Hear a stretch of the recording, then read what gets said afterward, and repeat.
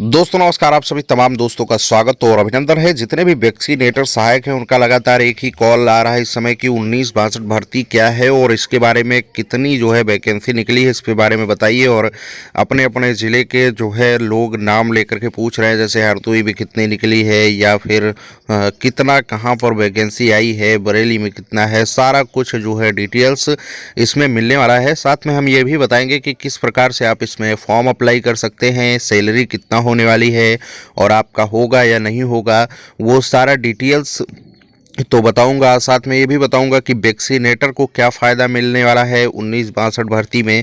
तो दोस्तों बने रहिए वीडियो में लास्ट तक और पूरा वीडियो देखिएगा, तभी समझ में आएगा। 2 मिनट का ही वीडियो रहेगा और इसमें हम पूरी जानकारियां आपको देने वाले हैं।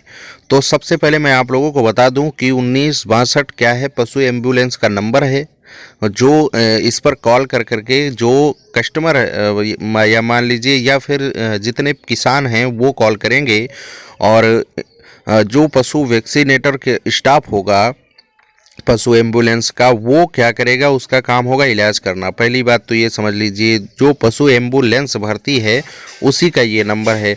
तो एक बात तो ये कंफर्म हो गई कि 1962 नंबर क्या है। उसके बाद में किस ज़िले में कितनी वैकेंसी निकली है, अब इसके बारे में हमारी ये बात को बताते हैं।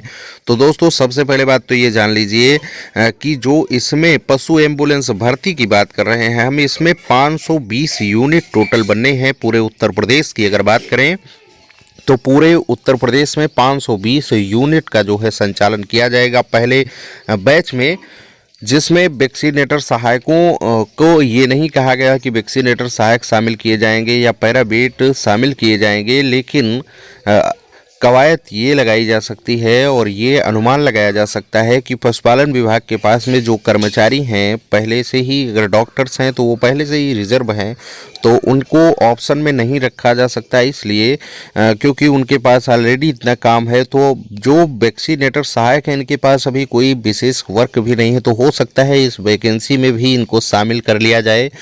तो अब तीसरा ऑप्शन ये आता है कि अगर वैक्सीनेटर सहायकों को शामिल किया जाता है इस वैकेंसी में तो कितने सैलरी होने वाली है और क्या इसमें काम होगा। तो दोस्तों काम तो नॉर्मली जो वैक्सीनेटर सहायक करते हैं, चाहे वो पशु एम्बुलेंस हो या फिर वैक्सीनेटर सहायक के लिए टैगिंग करना हो, वैक्सीनेशन करना हो, उनका काम तो फिक्स ही है। बस काम तो पशुपालन विभाग का ही करना है, चाहे वो जिस तरह से करें, बस नाम चेंज हो जाएगा। और जो सैलरी की बात है तो देखिए वैक्सीनेटर सहायक में अलग सिस्टम है, इसमें पशु बेस पर दिया जाता है, लेकिन एम्बुलेंस वाले में अगर रखा जाएगा तो उसमें हो सकता है कि अलग ही उसका सैलरी दिया जाए। ये तो कंफर्म है क्योंकि वो अलग तरह से उसका संचालन किया जाएगा।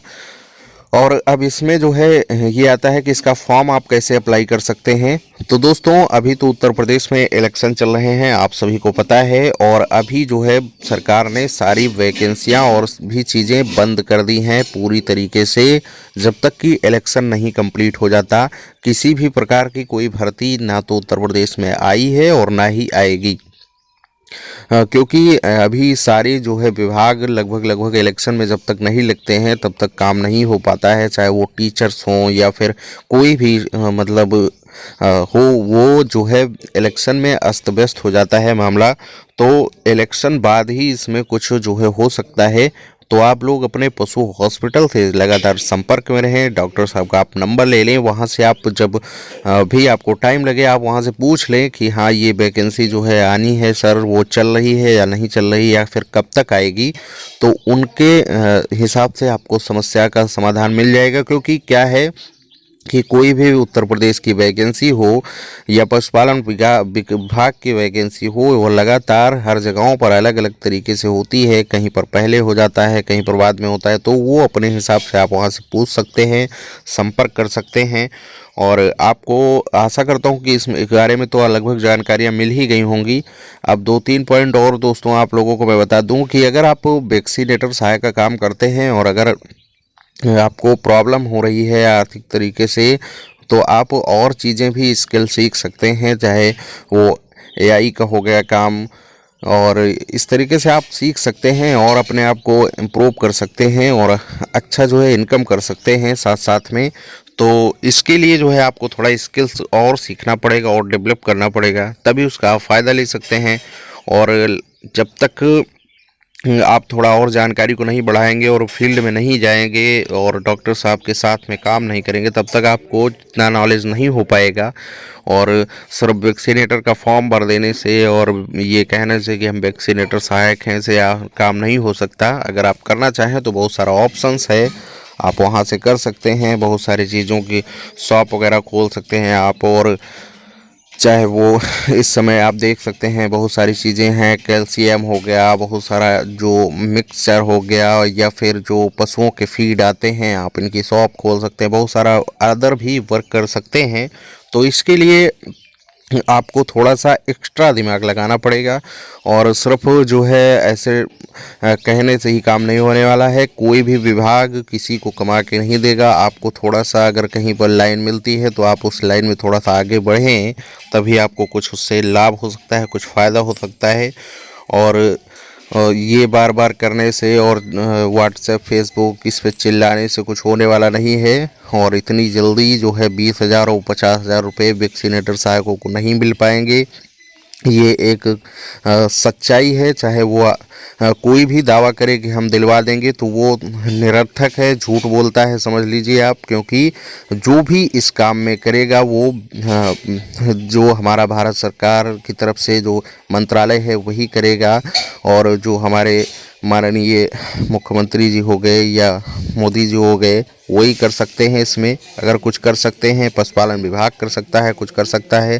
थर्ड पार्टी अगर कोई ये बताते हैं कि हम आपको सैलरी दिलवा देंगे या 50,000 मिलने लगेगा, तो इतना आसान नहीं है। क्योंकि आप देख सकते हैं कि इस समय जो है हर क्षेत्र जो है प्राइवेट होते जा रहे हैं, चाहे वो इंडियन रेलवे से लेकर के हर तरह का जो है आप देख सकते हैं। तो जो वैकेंसियाँ उसमें साफ साफ पहले भी जो है हुआ था, तो उसमें कहीं पर इस बात का जिक्र नहीं हुआ था कि वैक्सीनेटर सहायकों को बाद में सरकारी कर दिया जाएगा। ऐसा कहीं पर भी फॉर्म में नहीं लिखा था। आप जब फॉर्म भरे होंगे तो आपको भी पता होगा। तो आप लोग निरर्थक उसमें ये प्रयास करें बार बार कि जो है या फिर आपको कोई ये पागल बनाए कि हम सरकारी करा देंगे। हाँ ये है, सैलरी कभी ना कभी मिल सकती है, पैसे मिल सकते हैं, जो मानदेय है, काम जो किया है वो मिल सकता है। लेकिन आप इतनी जल्दी सरकारी वाली बात है तो ये जो है बड़ा मुश्किल लगता है। खैर जो भी हो, और इस पर अभी कोई अपडेट नहीं है, पूर्वानुमान ही लगाया जा सकता है। मैं सही भी हो सकता हूँ, मैं भी गलत हो सकता हूँ। तो आप अपने हिसाब से स्किल के हिसाब को आप आगे बढ़ाइए और अपने जिस भी क्षेत्र में हैं आप उसमें आगे बढ़ने का प्रयास करें। इन्हीं बातों के साथ मैं इस वीडियो में आप लोगों से इजाज़त लूँगा। और अगर आपको हमारी बातें अच्छी लगी, सही लगी, तो आप चैनल को सब्सक्राइब कीजिएगा, वीडियो को लाइक कीजिएगा, और फ्रॉड में किसी भी तरीके के ना फंसें और अच्छे तरीके से आप वर्क करें। और जय हिंद, जय भारत, वंदे मातरम।